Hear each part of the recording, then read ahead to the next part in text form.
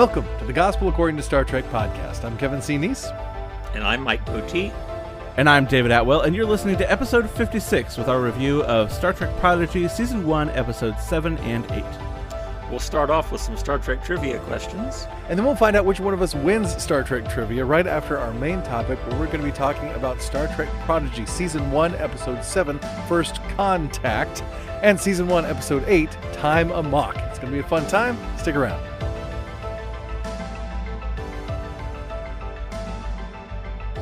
A whole new world. Yeah. Hey guys, welcome to this new thing that we're doing. Very new thing. This is the very new thing. Yeah, this is now our episode review show. So those of you who've been following the podcast for a while, this is our 56th episode, and we just decided that that was the perfect time. It's a great milestone. 56 is a great number, right? Standard milestone we usually. Right, exactly.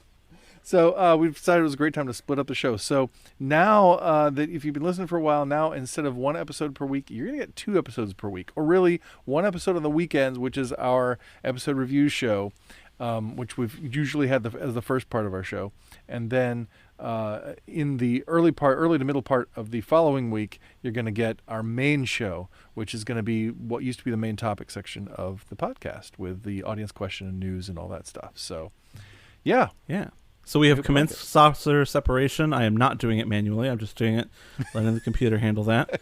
And right, yeah. So we'll have more about that later in the episode. But right now, Mike, you are the bearer of the Star Trek trivia. I come bringing trivia. Yes, right, we decided we'd have some trivia fun on the show. So here's the deal for the listeners playing along at home, and we hope you will. They're my trivia cards, but I by no means know all the questions and answers, and I'm not going to be looking at the back of the cards as I pull them out of the box. And none of us are going to be using Google or any outside help to answer the questions, but we're all going to type our answers into a chat, and we hope you will play along at home or in the car or on the go, wherever, however you're listening, and just rely on your own knowledge too. And I will say all the questions will only go as late as Star Trek Enterprise. So we're going to have to add in questions from New Trek down the road somehow. Okay. But and also, of course, we will not be using Google because we are proper nerds. We use Memory Alpha. But we're not during the trivia game. We're not doing Memory Alpha either. I'm just kidding. On your own, on your honor. On our honor. If you can't trust the Gospel According to Star Trek podcast, who can you trust? Who can you trust? If you Google, you are without honor. Right. And we're going to keep a leaderboard during the season, and everything is going to be a lot of fun. So play along with us. You, David and Kevin, are you guys ready? We're ready. All right. First trivia game of the Gospel According to Star Trek podcast. Question 1. Name Mr. Spock's parents. Oh, come on. Have we all typed? Yes. All right. Question 2. Okay. In the motion picture The Undiscovered Country, what ostensible motive do the Klingons ascribe to Captain Kirk for Chancellor Gorkon's assassination? Okay, can you read the question? Read that again. I was too caught up in what a hybrid movie called The Motion Picture The Undiscovered Country would be. No. Let me try it. In the motion picture Star The Trek Undiscovered 6, Country. The Undiscovered Country, yes. What ostensible motive do the Klingons ascribe to Captain Kirk for Chancellor Gorkon's assassination? Okay. It's a tricky one. It is. We all done typing? Yep, ready. Okay. Question 3. Jeffrey Combs played the Andorian Shran on Star Trek Enterprise. Name one of the 2 recurring aliens he played on Deep Space Nine.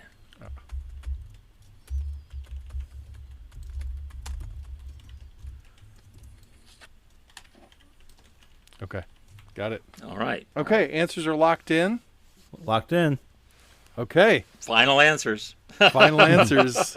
Yeah. We don't have you can't see the motion lights that I've set up in my house, but they're here. Kevin, are you going to cut phone in? a friend? No 50-50. Kevin, are you going to cut in the audio from Who Wants to Be a Millionaire there? That would be fun. That would be great. All right, cool. So now it's time to talk about.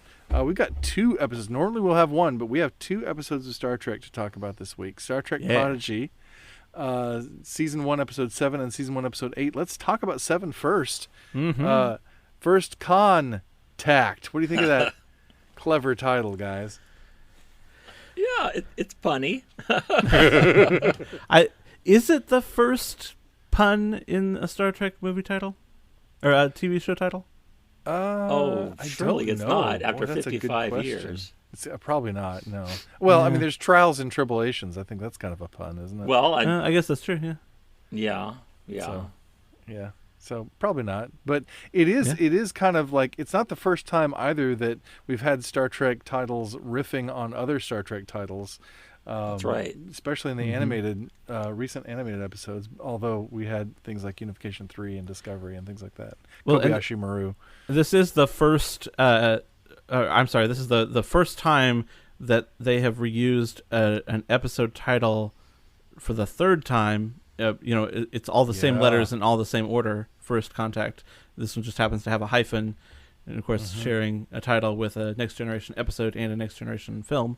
Right, and coming really close with Lower Decks Second Contact and First Contact. Right. Yep. Yeah. So they just like the Contact. So what did you guys think of the episode?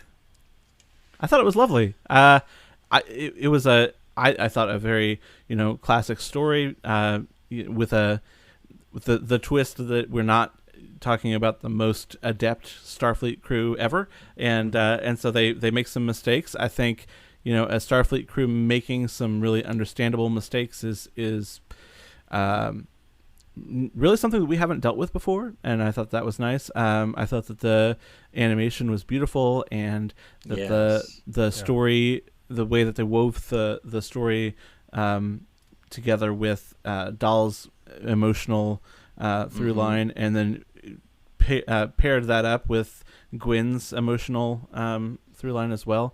Just it felt like it was really well composed and well put together. I thought it was great.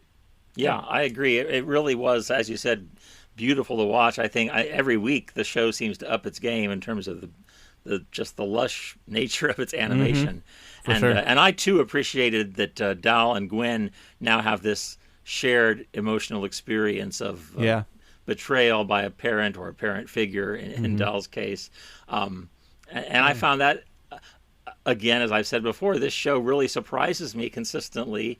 Is that a thing, to be consistently surprised? Consistently pleases me with how it is so willing to go to some very deep emotional areas.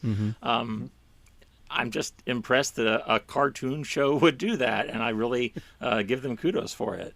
Because I felt that Dahl's emotions about the way Damon Nandi treated and mistreated him were very raw and very real.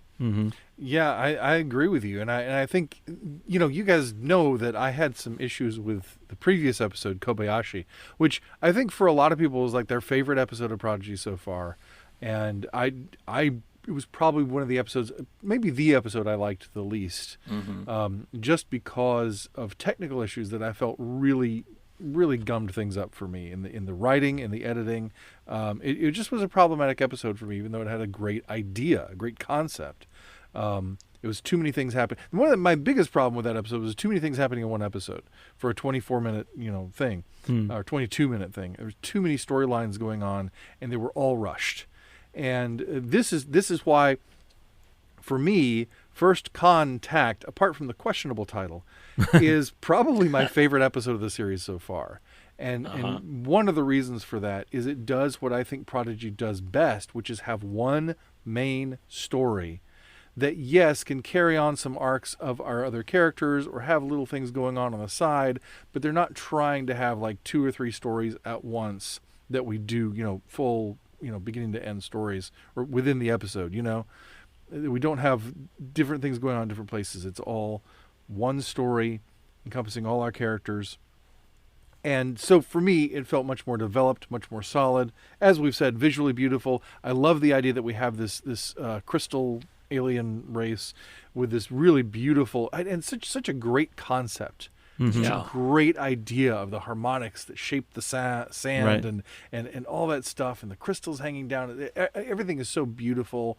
to look at, and such a unique. I love when we're given in Star Trek a really unique kind of alien, a really unique kind of world, a concept we haven't seen before. That's always fun, and makes the whole thing worth watching because you feel like you're discovering something. Instead of, oh, hey, it's another planet where the entire population is in this one town and there's a grumpy guy running it. It's like there's a lot more to it. And I really like that. It felt like a very well built out world in terms of the creative team giving us a world for our characters to explore. Nerd point of order, though, are we still in the Delta Quadrant? And there's a Ferengi in the Delta Quadrant. I think we're in the Gamma Quadrant now. Are we in the? I know they went a long way when that proto engine kicked in. Yeah. So we're in the. Okay, well, I just wondered because nobody seemed surprised that. Obviously Dal knows the Ferengi. He was raised by this Ferengi, and I did appreciate that Damon Nandi wears clothes, which makes me think the social reforms that. That Rom and Lita and Zek and Moogie were instituting took root and took hold. And even though the Ferengi are still apparently as motivated by profit as ever, or at least this particular Ferengi is.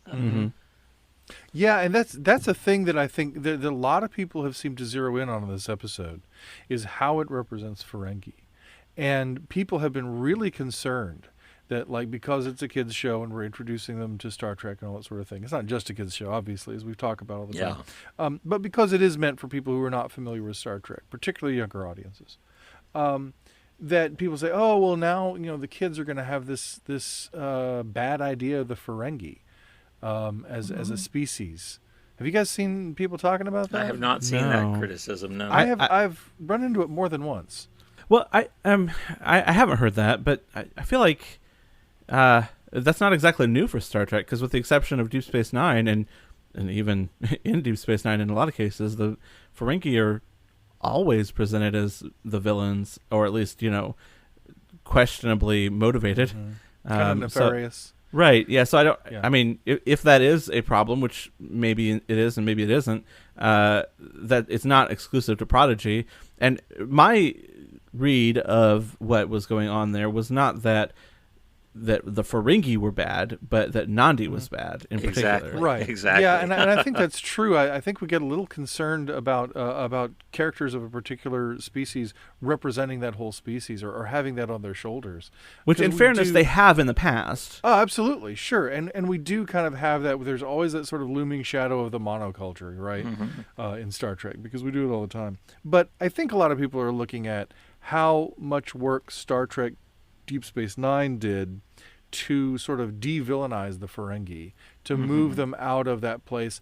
And even though there are a lot of nefarious creatures, nefarious people among the Ferengi, that there are plenty of Ferengi who are not that. We have Pell and Quark, who is on this journey, right? Quark kind of goes Quark through is a reformation. but yeah. Then you have Rom, who's just like completely pure. Zek, who kind of goes on a journey, and and Moogie, who's kind of completely pure, and Nog, of course. I was thinking of Pell because I recently read an article about her, so that's why she was in my head. But I was trying to think of all of the different Ferengi in that series to try to move Ferengi culture forward, and then I guess they felt like this was like knocking Ferengi culture back, but I don't think that's the case. It's one Ferengi. No, I don't think so.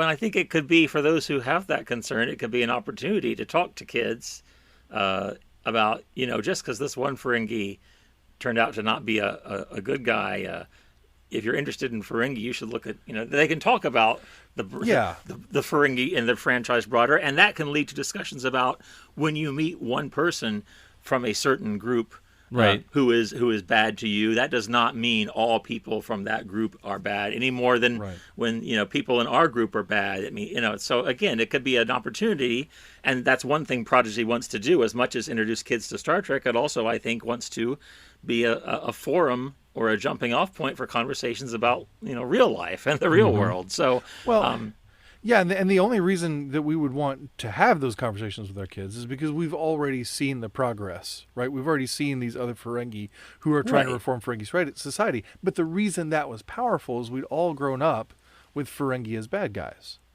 And so I think it's perfectly fine to introduce anybody to Ferengi from that angle so that they can then see that arc in Deep Space Nine, or maybe within Prodigy. We don't even know what other Ferengi are going to be in Prodigy, or what's going to happen with Nandi. We've had one episode with one person, for goodness sakes.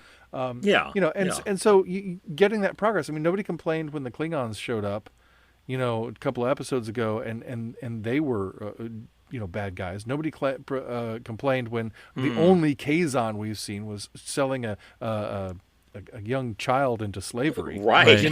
Right? I mean, so why is it this one character? I don't get it. So, I do get it on a certain hand. And I think people are sensitive about it because it's a Ferengi. And a lot of people love the Ferengi. They love the work that Rom and Nog and everybody have done to sort of rescue the image of the Ferengi and to say the Ferengi can do better. But, somebody's got to be the bad guy if we're going to tell that kind of story. And they're going to be from a species. Right. So, I wonder if part of it is that she is a female Ferengi, and the only female Ferengi we've seen, really, especially clothed, is Moogie, who was, if we're going to go to the good guy, bad guy dichotomy, which is, overly simplistic maybe, but Moogie was one of the good guys, one of the good characters. Well, and also Pel. I would say also Pel from Deep Space Nine as well. I'm not remembering Pel at the moment. Pel was the Ferengi who was masquerading as a man, so that she could be in business and all that kind of stuff. So right. Agreed. It is also, I think, that makes it a little more sensitive because it is a woman character. But at the same time, it's the first woman daemon we've ever seen. Like, they allow women to wear clothes and be daemons, and now they can Empire command ships. So it's like that's kind of cool. So even though she's like kind of a rotten person, at least right now, it shows some advancement in Ferengi society overall. So at least for those of us who know. And in fairness, I did just check. She is only the third Ferengi female that we have seen on Star Trek ever. Period. That's right. Pel and Moogie. Pel and Nandi is the third. And so one out of the three of them has questionable motives. I mean, come on. That's true. But we're talking about the perspective of people who are coming to Prodigy as their first Star Trek. Right. I think that was the concern. And I mean, I get that, but if you come to Next Generation as your first Star Trek, you're gonna assume that the Ferengi are evil. And honestly, if you come to Deep Space Nine, you're gonna think that the Ferengi, at the very beginning at least, you're gonna think that the Ferengi are, at least unscrupulous. Yeah, exactly. Yeah. Right. Yeah. To start off with, and maybe it'll improve along the way, but you're not gonna immediately have a great impression of them. I don't think that this can't possibly reflect like Star Trek's new view of the Ferengi, because we've got a Ferengi in Starfleet in Discovery. So So I mean, the whole thing is just I see where they're going with it, but I don't think it's a problem. Yeah, I agree. But what about the story overall, though? What do we think of this story? I really liked that we're introduced, because the whole idea of this episode, like the sort of behind-the-scenes perspective of this episode, was to introduce the transporter and the Prime Directive. Well, and I just realized we hadn't seen any transporters yet in this show. I hadn't thought about it. I had seen some speculation from fans that maybe it didn't have them or whatever, because they wondered about, like, when they were back at Murder Planet, why they landed the ship instead of just beaming down. But I really liked the story because it kind of surprised me. I'm using that a lot tonight, but it reminded me that this isn't a Starfleet crew, as we've said. And so there's the Prime Directive, while Hologram Janeway talked a lot about it, they're not bound by that, and they're not bound by the protocol and the formal, let's fan out, whatever. For everything from the Prime Directive to formal away team protocol, they don't do, because they don't know any better, and that maybe is going to give us more possibilities for stories. I mean, Star Trek does a pretty good job of finding ways to make things in the plot go wrong, so we have interesting, compelling stories. But there's something to be said, I think, for a Star Trek show where you go explore strange new worlds and you don't worry about the other stuff. At least not all the time, and where it's a different kind of exploration. And I don't think Star Trek would ever come down on the side of because Hologram Janeway made some very good points about why Starfleet has these rules and Right. these ideals. But at the same time, I think we might get some stories that feel a little freer, if that's there's a looseness to it. yeah. That there's a lot more chance for chaos. Right. Yeah. But the other thing that I really liked about this episode is that we get to see the consequences of that. Like, there are consequences for their failure. She even mentions, like, this group of people probably aren't going to trust people from space ever again. Right. I mean, at least not easily, and rightly so. Like, their first contact was a horrible experience for them. Right. And it makes me wonder how other first contact with the Ferengi might have gone, in the past when they were more nefarious, like in the Last Outpost and that sort of thing. What a Last Outpost style Ferengi going on first contact with another planet, how do they then treat people from outer space after that? It's an interesting thing to think about, and so few of throughout Star Trek's history, so few of the episodes really do allow you to sort of sit in any sort of real failure. That it really did feel, poignant in a way that I don't know that we've seen a whole lot recently, or ever. Yeah, it felt fresh. It felt. I mean, to be clear, I'm not arguing that Starfleet should start doing things loosey. No, for sure. But the story, the experiencing the story in the episode, it all felt very fresh to me. Yes. I think you've put your finger on it there, David, that we don't often sit with the failure of a away mission that goes bad. Right. But, so my point was just that having room for those kind of stories, I think, will be a good thing. Yeah. Agreed. It interests me because you bring up the Prime Directive, and that's such a central part of this episode. And you bring up, these other cultures who don't have the Prime Directive, right? And how they would handle first contact. I hadn't thought about that before. But, I mean, that's really true because that's how we get things like the Cardassia-Bajor relationship. That's how we get things like, the Klingon Empire or what have you, where you have these colonizing forces, right, who go out and dominate other planets. And they can do that with anybody they want to because they don't have the Prime Directive restraining them. And so it's very interesting to see this kind of to see the Federation's idea that we should have this Prime Directive and we shouldn't go and mess with the evolution of other cultures because we could have these disastrous outcomes. We need to know that that they're part of our community, basically, that they're part of this intergalactic community, that they have warp capability, and so we can communicate with them and start to form a relationship, a positive relationship, instead of just showing up to people who might not know there's anything beyond their planet and possibly destroying the whole development of their culture. To see that as kind of a counter narrative to some of these other narratives is interesting, especially since, to my mind, the times that we most often see cultures who don't have a Prime Directive, we see how they interact with other planets, is in a colonizing force, is in an empire and things like that. And then that makes me think about Jesus' relationship to empire and Jesus' relationship to like the Roman Empire and living in as a member of an oppressed people and a colonized people, and his whole narrative being about subverting and upending that and saying that there's a kingdom that they can't touch, and wearing the names, wearing the titles that were only due to Caesar, at that time. And that the Christians were saying that those belong to Jesus. That's a very like anti-empire movement. Right. And I don't know. I just found that interesting.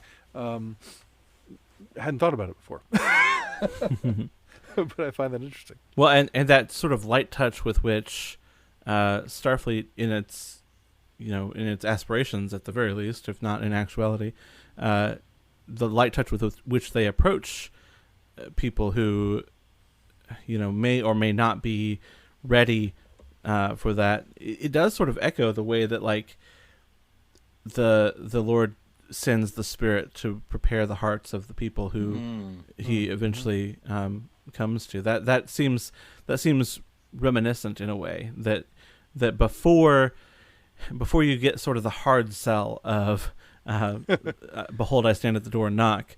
Right. The Holy Spirit is already working on your heart and bringing you to a point where you are receptive to that call. There's not a perfect one-to-one match here, but if there was no comparable Prime Directive here, what sort of damage could be done to the soul of somebody who has not been prepared by the Holy Spirit? And I think the answer is within a lot of the people who are, maybe have bad relationships to church right now and bad relationships to the faith right now. And it could be because they've been clubbed over the head with legalism and morality and all of the trappings of the church that don't have anything to do with a redeemed heart and with the way that Christ comes to us, with us being prepared for him to be here. I don't know that there are people who talk about how Jesus is a gentleman and he doesn't come where he's not wanted, and I don't know if I necessarily buy into the entirety of that, because I do think that there is also the Jesus that enters the temple and scours it, and the Jesus that breaks in where he's not necessarily asked for or wanted, because he has a message and a salvation and a healing that we cannot get any other way. But I think that for the majority of the way that he interacts with humanity, he does have something of a Prime Directive, and that is that his people, the people that he comes to, must be ready. Yeah. Well, that's really interesting, and I think that's true. So, I mean, what you're saying is God is a diplomat. Yeah. I don't mean that in a bad way, Sure. I mean that in a good way. Like, Star Trek taught me to value diplomacy, and to think about that too. How many times people can be so focused on, like, let's, we got to share the good news, right? That you use it in this unwieldy fashion and really almost in a weaponized fashion. Right. And you don't learn from people and learn who they are or where they come from or show any interest in them, except to, shove your message in their face. Right. As a project. And that message too is too often a colonizing message. Right. Which is not a flourishing message, and I think the message of the gospel is a flourishing message, and to turn it into a colonizing message is to subvert it. Right. So agreed. There you go. Yeah. People who want to use the gospel to gain power, and like I said before, I think I've said before, I say it. I don't know if I've said it here. The God of the Bible, the Jesus of the Bible, cannot be used to gain earthly power. If you want to gain earthly power, you have to create your own Jesus, because the Jesus of the Bible, that's not what he's there for, and that he doesn't offer you that ability. So, I think that if we see something laudable or beautiful about the Prime Directive in Star Trek, even though it is inconvenient, I think that probably is the beauty that we're seeing, is that, like, that gentle touch. That coming, like you were saying, not as a colonizer, that coming without any sort of pretense, without any need for power, without any hope for gaining influence. That's all. That is the beauty, I think, of the Prime Directive, and of the way that the Federation approaches diplomacy in general. Yeah, I agree. And that's a great thing, I think, to take from this episode, is the importance of the Prime Directive, why we have it, and how it works. I think this is a great story to tell, to introduce that idea, because it shows what happens when it goes wrong. And it's a very difficult thing to communicate, I think, in an abstract fashion. Right. And so to tell a story that illustrates it, boy, it's like a parable. But to tell a story that illustrates, I didn't think about that, but to tell a story that illustrates it, I think really helps it make sense. Yeah. Because you kind of have to piece it together over the course of Star Trek. If you're watching, just, and letting it unfold, and even people who've been watching Star Trek for years will still debate the merits of it, debate how it's carried out, when and whether it's been broken, all that sort of thing. Yep. I think Picard even admits to violating the Prime Directive, but he says it's because it was the right thing to do. Right. And well, we can talk about that in another episode because that's. Okay, what else do we have? Is there anything else on this episode? Are we ready to move on to the next one? I was excited to see Chakotay, but we saw him in the last episode, so I don't know that's true. necessarily new. I'm always excited to see Chakotay. I mean, that's cool. Yeah.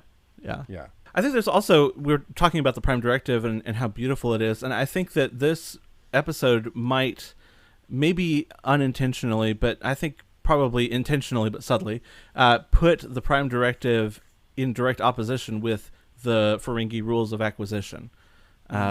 Just because of how much, I mean, we're talking about like using these opportunities to gain power, and how the Prime Directive doesn't allow it, how Jesus doesn't allow it. And I think the rules of acquisition are all about how to gain power or gain influence, or in particular gain profit and money.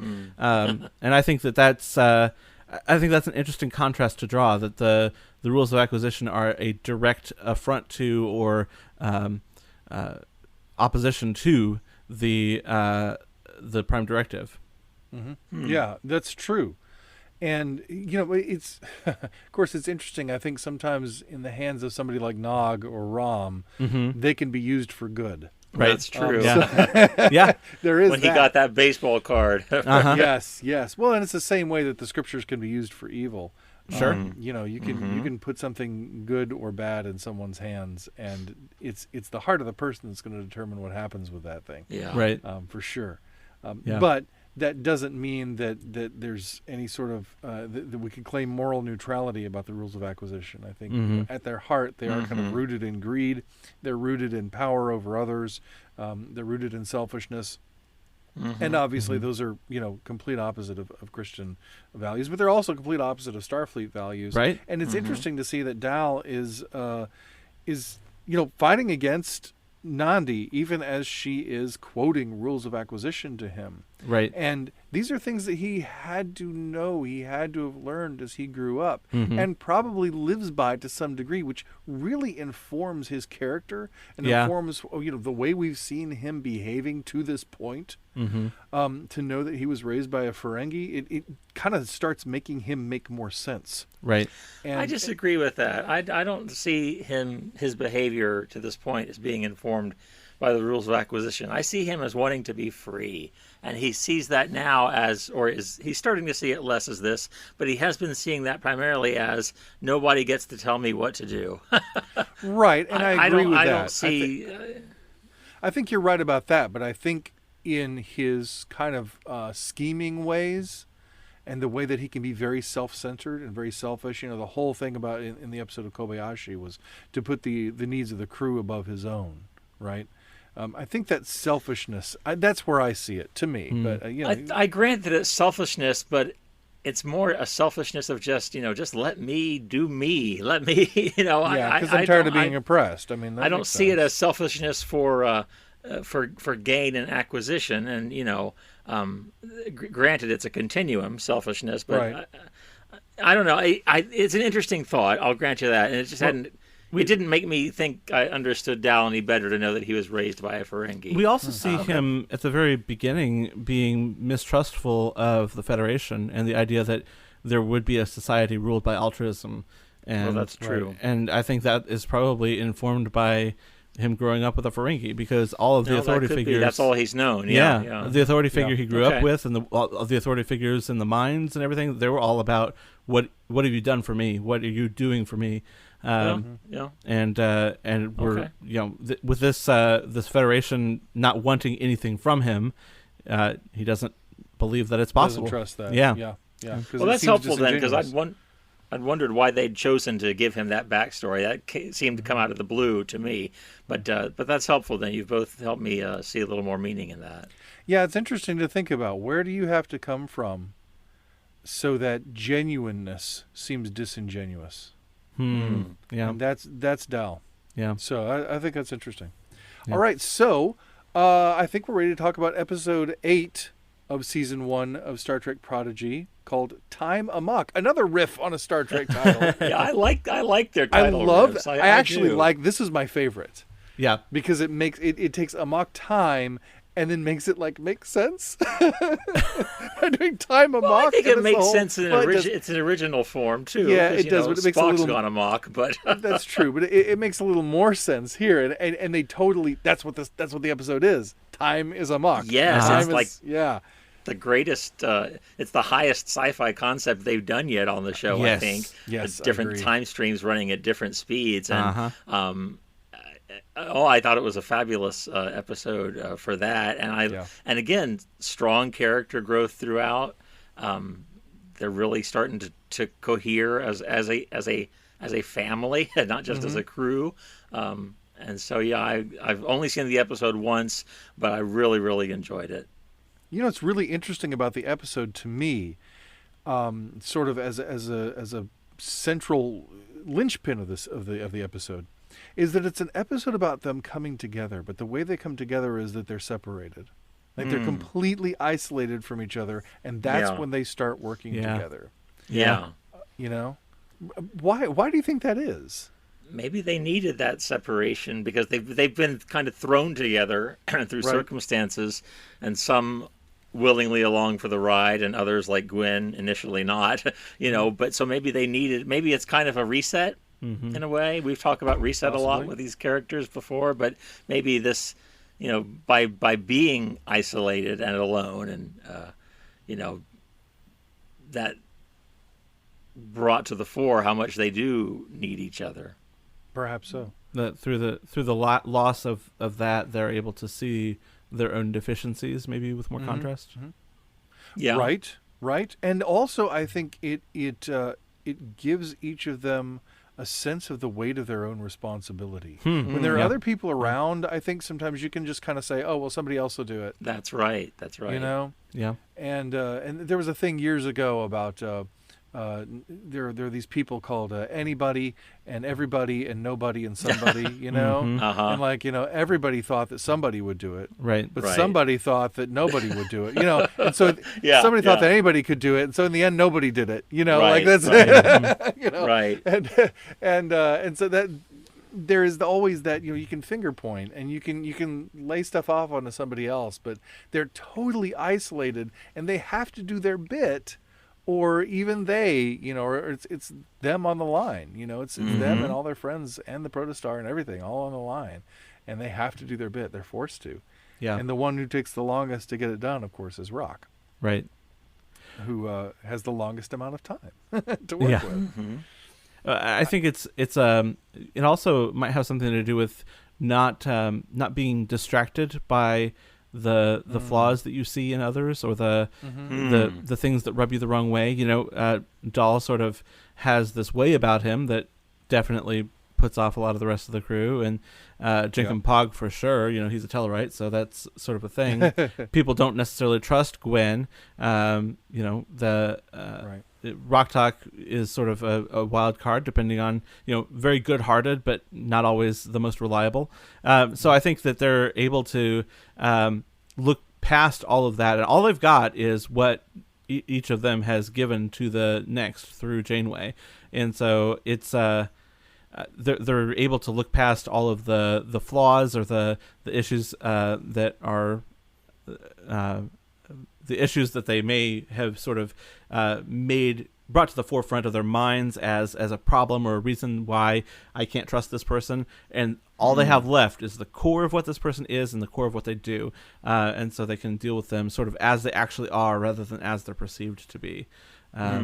It's one of the things I love about sci-fi is that it is so able to strip away all of the other stuff and just present you such a pure distillation of the way that we interact with one another, and add on top of that a time travel-ish story, even though there's not really a whole lot of time traveling. It's just time messing with time, and I am 110% in. I agree. My favorite episode of this season so far. Wow, it was. I really like it. I like it a lot, and I like that it has such a great sci-fi concept too, as well. I think that's fantastic. Yeah, and the development for Rock Talk is amazing. I thought one of the clever things about this, about the way this episode was written, and one of the smart things about the way this episode was written, is that they never quantified the amount of time that was passing in each time stream. Yeah. So you never knew exactly how long, except with Jenkum. I mean, we were with Jenkum for his whole thing. Right. So we knew it was really short. It was like, Yeah. a minute and a half or whatever. And also But we also with Gwen, because they said that Right. she was closest to real time, and we knew that was Right. 10 minutes. So we Right. sort of had like the edges, like here's how Right. fast it can be, and here's the normal time, and the longest time is who knows how many years, Right. decades, however long she spent. Yeah, exactly. And that's the big one. That's where it really pays off, is with Rock Talk, because she has. I mean, we still don't know exactly how long it was, even at the end of the episode. And I think that helps too, because it adds some layers to Rock Talk. Because at the end of the episode, I think it was Gwen talked to Janeway, wasn't it? And said how long was she alone?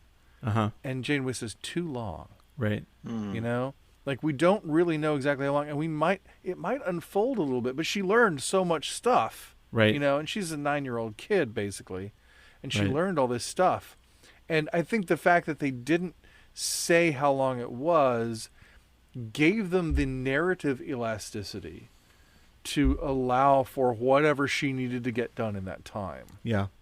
because they didn't quantify it, they didn't put a pin on it, so they didn't box themselves in and give you she's got this many times more time, you Right. know, therefore she has to do all these things in 10 days or in 1 year or whatever it is. We don't even know how long. That's crazy. I can't even imagine how long she was by herself. Yeah. It boggles my mind. Well, she mentioned like 4 different disciplines that she had to master. Yeah. So Yeah. I mean, it's got to have been, and kids pick stuff up quicker than adults, but still, Yeah. that's got to have been multiple years, right? Right. And also, is Rock Talk just also crazy smart as well? Well, yeah, for sure. Yeah. You know? But Which, I mean, I get she the is. impression. But, right. yeah. So I mean, it could have been a couple days, but it's still, I'm sure, was a very long time from her perspective, because you think about like when you're a kid, time goes interminably slowly to begin with. Yeah. So yeah. Yeah. It must have been really, really hard for her. So it'll be interesting to see what kind of emotional baggage she's going to carry from this. But also it advances her character, because she's no longer just the scared kid who's hiding in the corner, or playing with the cute thing or whatever. She still is going to have that as a part of her nature. Right. But she's got so much more that do you think she's going to be chief engineer now? That's where I thought they were going with it, Probably.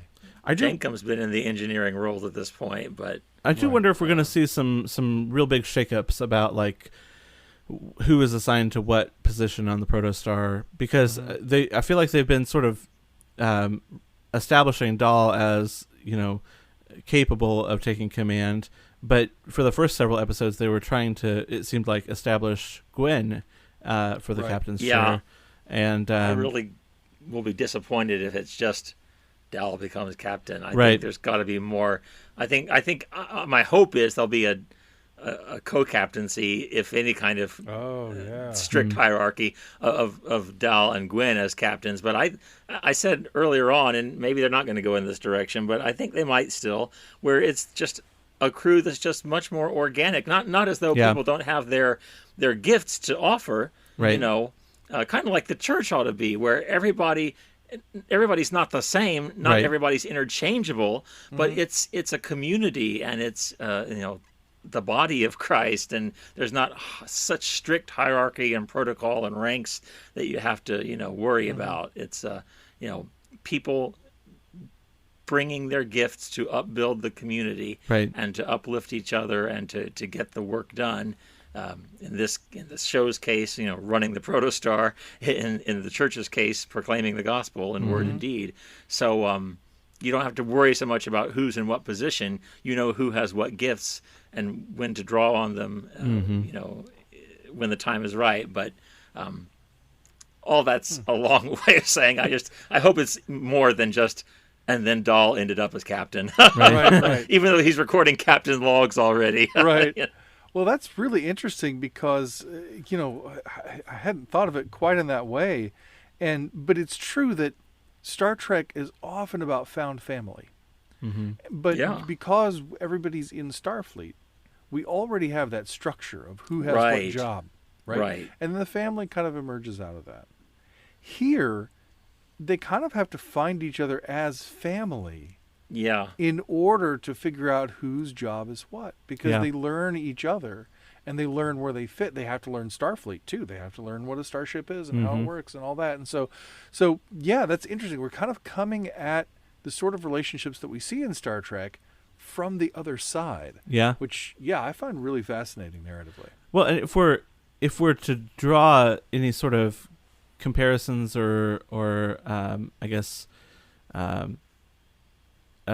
expectations from the way that Voyager worked, we had a hybrid crew there, and we had people trying to figure out what it was like to be in Starfleet and what it was like to be on a Starfleet crew and with the Maquis. And then you also had that sort of, I don't know, 1 and 1A almost, where Janeway was definitely the captain. She was definitely in charge. She was the last word. But Chakotay was almost the co-captain. He almost had as much sway over the crew as Janeway did, by nature of the fact that he was the captain of the Valjean.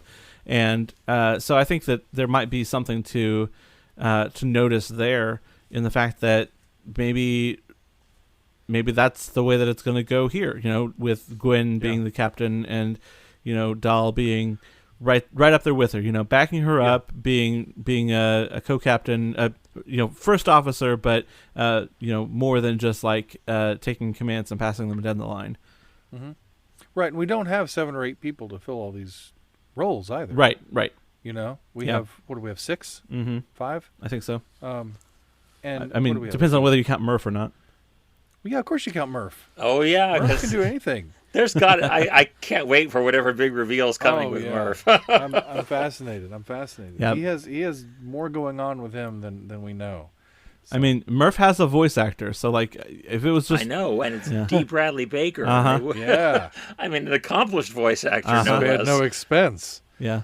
So there's something coming with Nerve. I will say this episode also made me think, be careful when you have a 3D printer. 'Cause apparently Dreadnought can just, board your ship via 3D printer. Right. What the heck was that? Like, how did they even do it? That's crazy. That made me worry that, like, what kind of access does Solom have to the Protostar to be able to do that remotely? Yeah. Like, that's flipping scary. Mm-hmm. And we've got to do some real security upgrades to make sure that doesn't happen again. And I think, it was great that Gwen dispatched him so effectively, but at the same time messed up all the work that everybody else had done. Right. Which is just like, oh no. I had a hard time believing that Dal could put that together anyway. Make the warp, whatever it was, the thingy do that we needed to make In the finest Star warp Trek engine run. tradition. Yeah, the finest Star Trek tradition. And I love it. I love that this whole thing, like at a certain point, like everything hinges on like just basically an adapter, which,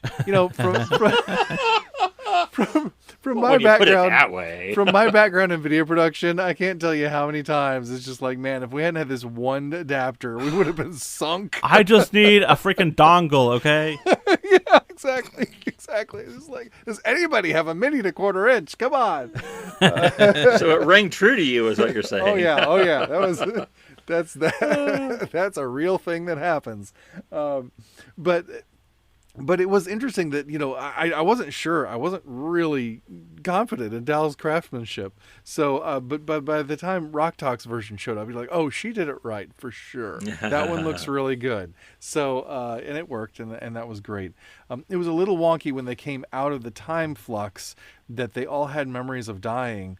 I don't know, from a Back to the Future standpoint, I don't know if that would really work, because I feel like what would happen was Rock Talk would catch up with everybody else and alter their time stream, so that the people who died, or the people who got to the versions of them who got to the point of dying, of blowing up in the Protostar, would be backtracked, and she'd be catching them before they got there, so they wouldn't have those memories of being dead or having died. I don't think that would happen. But can you imagine trying to explain that in a way that would make sense to kids, though? Well, I don't know. Back to the Future made sense to me when I was a kid. So they should have had hologram Janeway say something about time travel gives me a headache. Yep.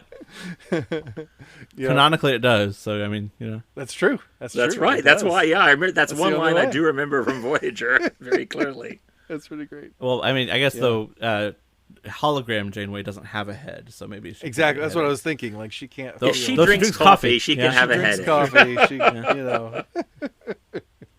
Oh man, I have a holographic headache just from thinking about the time travel. Man. Well, yeah, it was a good episode. I really enjoyed it, and it was 2 good episodes of Prodigy. And this series is really humming along. It is solid. It is solid. I honestly, I think I might even say this might be my favorite Star Trek episode of the past 3 months. I think I might like this better than any of the episodes of Discovery we've seen, any of the episodes of Prodigy so far. I'd have to think real hard about Lower Decks, but I love this one.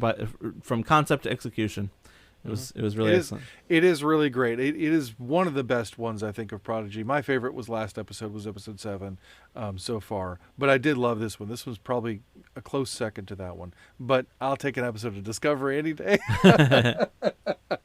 But Discovery is my home, so that's that. You can't fault me for that, I guess. Nope, for sure. Anyway, all right. So Mike, I think it's time for us to find out who won Star Trek trivia.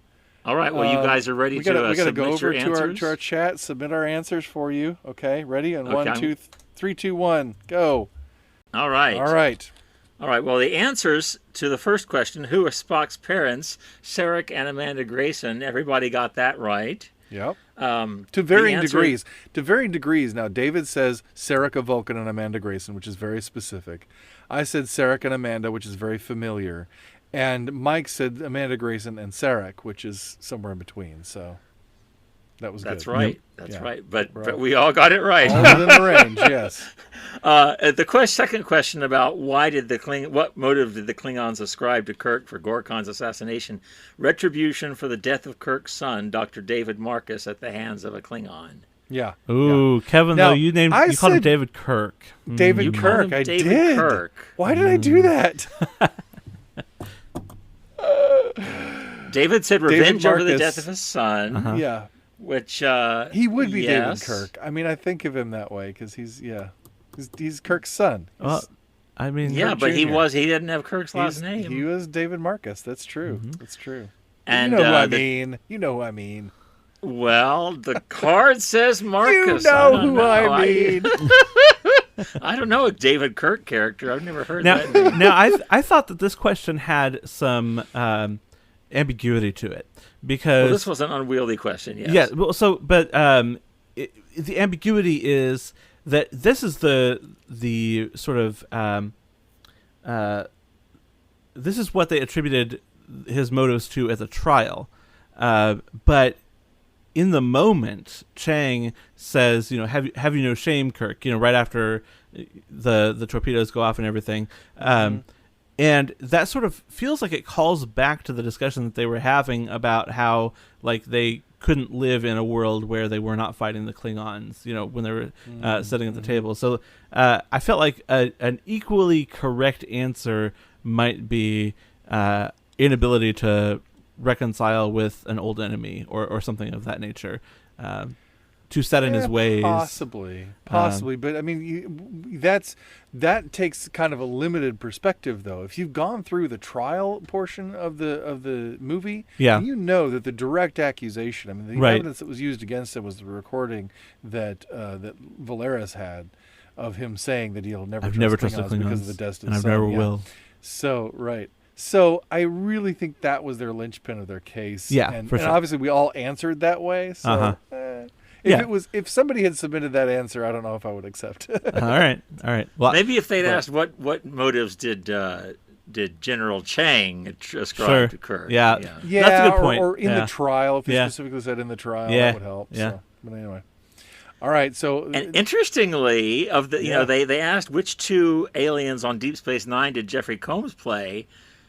We all picked Liquidator Brunt yes, of FCA, which is certainly true. The other one was with the Vorta Wayun, but all three of us went with Brunt as one of the two. So that's interesting because I almost typed Wayun, but then I thought, probably everybody else is going to say Wayun, and I'll say Brunt. That's exactly what I didn't think you all didn't know both, but Brunt's so much fun. We've got Ferengi on the brain from First Con-tact. That's true. And he introduces himself every time we see him. Brunt, that's true. FCA. Well, that's so true, that's the why it came to my mind first. Yep. He says his own name all the time. So Brunt, FCA. That's why I wrote FCA. Yep. So I probably enjoy Jeffrey Combs as Wayun more. Yeah. Brunt is a fun character, but Wayun just so... Wayun's so textured. Oh, yeah. And there are different versions. And silky and snake oily. And, and there are different versions of Wayun, too. Right, so that's interesting. They're all the same. They're the same character with slightly different... Like this one is vegetable oily, and this one is like motor oily, and this is like...